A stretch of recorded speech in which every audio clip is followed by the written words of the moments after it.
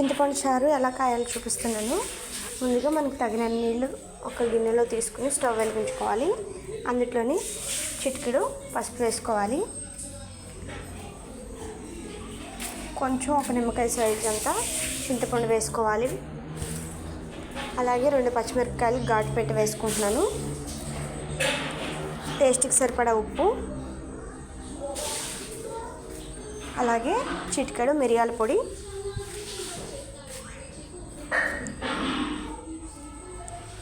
అలాగే సన్నగా తరిగి పెట్టుకున్న టమాటా ఒకటి మీడియం సైజు, ఉల్లిపాయ ముక్కలు సన్నగా తరుపుకున్నాను, చిన్న ఉల్లిపాయ, అలాగే 5-6 వెల్లుల్లిపాయలు పక్క తీసేసి చిన్న చిన్న ముక్కలుగా కట్ చేసుకున్నాను. అవి మరిగేటప్పుడు ఈ లోపల మన కందిపప్పుని మెత్తగా నూరుకోవాలి. కొంచెం వాటర్ యాడ్ చేసి, లేదు అంటే మనం మిక్సీలో ఉంటే మిక్సీలో అయినా వేసుకుని మెత్తగా జార్ చేసుకుని గోరువెచ్చని నీళ్ళలో వేసి కొంచెంసేపు నాననివ్వాలి.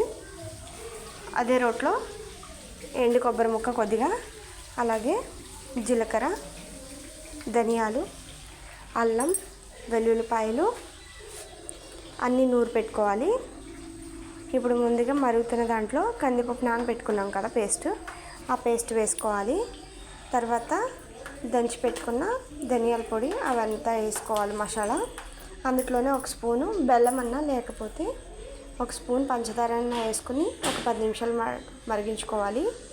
తర్వాత పోపు పెట్టుకోవడానికి కావాల్సినవి ఆవాలు, జీలకర్ర, కరివేపాకు, ఎండుమిరపకాయలు వేసుకుని పోపు పెట్టుకోవాలి. ఇట్లాగైనా రసం చేసి పెడితే చాలా ఇష్టంగా తింటారు.